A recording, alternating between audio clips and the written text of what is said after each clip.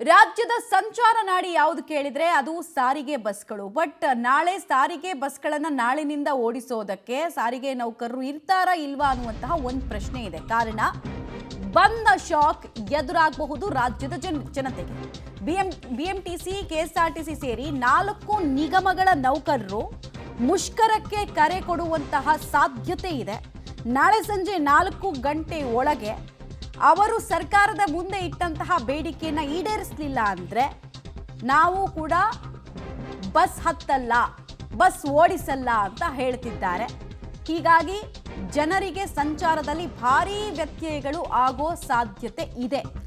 ಹಿಂದೆಲ್ಲ ಈ ಥರ ದೊಡ್ಡ ಮಟ್ಟದಲ್ಲಿ ಸಾರಿಗೆ ಮುಷ್ಕರ ಆದಾಗ ಜನ ವಿಪರೀತ ತೊಂದರೆಗಳನ್ನು ಅನುಭವಿಸಿದ್ರು. ಆ ದಿನಗಳು ಮತ್ತೆ ಮರುಕಳಿಸುತ್ತಾ ಅನ್ನೋದು ಡಿಪೆಂಡ್ ಆಗೋದು ಸರ್ಕಾರ ರಿಯಾಕ್ಟ್ ಮಾಡುವಂತಹ ರೀತಿ ಮೇರೆಗೆ. ಈಗಾಗಲೇ ಸರ್ಕಾರ ಹೇಳಿದೆ, ಯಾರು ಕೂಡ ಮುಷ್ಕರದಲ್ಲಿ ಪಾಲ್ಗೊಳ್ಳಂಗಿಲ್ಲ, ಸ್ಯಾಲ್ರಿ ಕಟ್ ಮಾಡ್ತೀವಿ, ಸ್ಟ್ರಿಕ್ಟ್ ಆ್ಯಕ್ಷನ್ಸ್ ತಗೊಳ್ತೀವಿ ಅಂತ. ಬಟ್ ಯಾವುದಕ್ಕೂ ಡೋಂಟ್ ಕೇರ್ ಅನ್ನೋ ಸ್ಥಿತಿಗೆ ಬಂದು ತಲುಪಿದ್ದಾರೆ ಸಾರಿಗೆ ನೌಕರರು.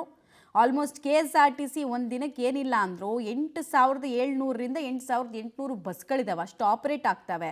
ಬಿಎಂಟಿಸಿನೂ ಕಡಿಮೆ ಇಲ್ಲ, 7,000ದಿಂದ 7,067 ಬಸ್ಗಳು. ಇವೆಲ್ಲ ಇಷ್ಟು ದೊಡ್ಡ ಪ್ರಮಾಣದಲ್ಲಿ ನಿಂತ್ಕೊಂಡು ಬಿಟ್ರೆ ತುಂಬ ದೊಡ್ಡ ಪ್ರಾಬ್ಲಮ್ ಆಗುತ್ತೆ. NWKRTC ಇರ್ಬೋದು ಅಥವಾ KKRTC ಇರಬಹುದು, ಎಲ್ಲ ಬಸ್ಗಳು ದೊಡ್ಡ ಸಂಖ್ಯೆಯಲ್ಲಿ ರಾಜ್ಯದ ಮೂಲೆ ಮೂಲೆಯನ್ನು ತಲುಪ್ತವೆ. ಈಗ ಈ ಬಸ್ಗಳು ಕೂಡ ಬಂದ್ ಆಗ್ತಾವ ಅಂತ ನಾಳೆ ಬಿಎಂಟಿಸಿ ಬಸ್ ನೌಕರರು ಮುಷ್ಕರಕ್ಕೆ ಬೆಂಬಲವನ್ನು ಕೊಟ್ಟಿದ್ದಾರೆ. ಸಂಜೆ ನಂತರ ಮುಷ್ಕರದಲ್ಲಿ ಭಾಗಿಯಾಗೋದಕ್ಕೆ ಪ್ಲಾನ್ ಮಾಡಿಕೊಳ್ತಾ ಇದ್ದಾರೆ. ಬೆಂಗಳೂರಿನಲ್ಲೂ ಕೂಡ ನಾಳೆ ಬಸ್ ಸಂಚಾರದಲ್ಲಿ ಭಾರೀ ವ್ಯತ್ಯಾಸಗಳಾಗುವ ಸಾಧ್ಯತೆಗಳಿದೆ. ಸಂಚಾರ ನಾಡಿ ಏರುಪೇರಾಗುವಂತಹ ಸಾಧ್ಯತೆ ಇದೆ. ಕಾರಣ ಬಿಎಂಟಿಸಿ, ಕೆಎಸ್ಆರ್ಟಿಸಿ ಪ್ರಮುಖವಾಗಿ ಜನ ಡಿಪೆಂಡ್ ಆಗಿರೋದು. ಮೆಟ್ರೋ ಬಿಟ್ಟರೆ ನೆಕ್ಸ್ಟು ಹೆಚ್ಚು ಡಿಪೆಂಡೆನ್ಸಿ ಇರೋದೇ ಈಗಲೂ ಹಳ್ಳಿಗಳನ್ನು ತಲುಪೋದಕ್ಕೆ ಕೆಎಸ್ಆರ್ಟಿಸಿ ಬಸ್ಗಳು. ಅವು ಸ್ಟಾಪ್ ಆಗಿಬಿಟ್ರೆ ಜಿಲ್ಲೆಗಳಿಂದ ಜನರಿಗೆ ಬರೋದಕ್ಕಾಗೋದಿಲ್ಲ. ಆಮೇಲೆ ಮಾಹಿತಿಗಳು ತುಂಬ ಜನರಿಗೆ ಇರೋದಿಲ್ಲ. ಈಗ ಪರದಾಡಬೇಕಾದ ಸ್ಥಿತಿ. ಡೀಟೇಲ್ಸ್ ಕೊಡ್ತಾರೆ ಪವಿತ್ರ, ನೇರ ಸಂಪರ್ಕದಲ್ಲಿ ಜಾಯ್ನ್ ಆಗ್ತಿದ್ದಾರೆ. ಪವಿತ್ರ, ಈಗ ಸರ್ಕಾರದ ಮುಂದೆ ಈಡೇರಿಸುವಂತಹ ಬೇಡಿಕೆಯನ್ನು ಇಟ್ಟಿದ್ದಿದ್ರೆ ಸರ್ಕಾರ ಇಷ್ಟೊತ್ತಿಗಾಗಲೇ ನೋಡ್ತಾ ಇತ್ತು. ಬಟ್ ಈಡೇರಿಸೋಕೆ ಆಗದೇ ಇರುವಂತಹ ಬೇಡಿಕೆಯನ್ನು ಇಟ್ಟಿದ್ದಾರೆ. ನಾವೇನು ಮಾಡೋಕ್ಕಾಗತ್ತೆ ಅನ್ನೋ ಮನಸ್ಥಿತಿನಲ್ಲಿ ಇದ್ದಂಗೆ ಕಾಣಿಸ್ತಿದೆ. ಹೀಗಿರಬೇಕಾದ್ರೆ ನಾಳಿನಿಂದ ಏನಾಗಬಹುದು? ಪ್ರತಿಭಟನೆಯ ಸ್ವರೂಪ, ಮುಷ್ಕರದ ಸ್ವರೂಪ ಹೇಗಿರ್ಬೋದು? ಮಮತಾ, ಈಗ ಸಾರಿಗೆ ನೌಕರರು ವರ್ಸಸ್ ಸರ್ಕಾರದ ಮಧ್ಯದ ಸಂಘರ್ಷ ಏನಿದೆ ಅದು ಇವತ್ತು ನಿನ್ನೆಯದಲ್ಲ, ಸಾಕಷ್ಟು ದಿನಗಳಿಂದ ನಡೀತಾನೆ ಬಂದಿದೆ. ಸಿಎಂ ಖುದ್ದಾಗಿ 4ರಿಂದ 5 ಸಭೆಯನ್ನ ಮಾಡಿದ್ರು ಕೂಡ ಸಂಧಾನ ಸಕ್ಸಸ್ ಆಗಿಲ್ಲ.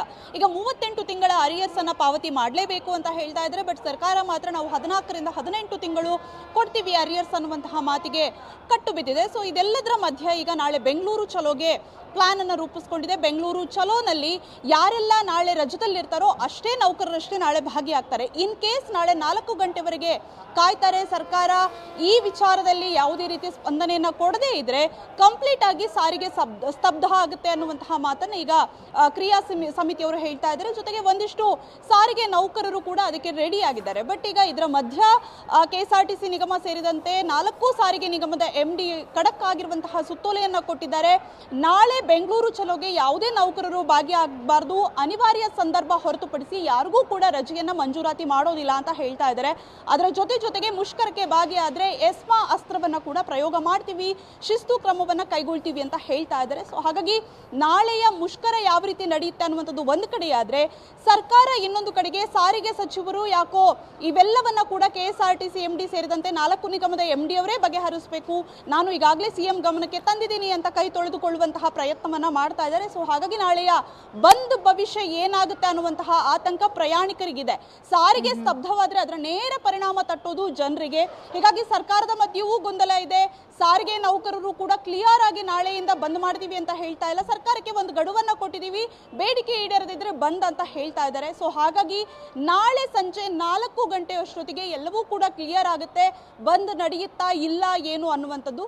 ಸರ್ಕಾರ ಮಾತ್ರ ಸದ್ಯದ ಮಟ್ಟಿಗೆ ನೋಡೋಣ, ಮಾತುಕತೆ ಮಾಡೋಣ, ಅವರೇನು ನಾಳೆ ಬೆಂಗಳೂರು ಚಲೋ ಆಗಲಿ ಅಥವಾ ಮುಷ್ಕರವನ್ನಾಗಲಿ ಮಾಡೋದಿಲ್ಲ ಅನ್ನುವಂತಹ ಕಾನ್ಫಿಡೆನ್ಸ್ ನಲ್ಲಿದೆ. ಸೊ ಹಾಗಾಗಿ ಏನಾಗುತ್ತೆ ಅಂತ ಕಾಯಬೇಕಾಗಿದೆ ಮಮತಾ.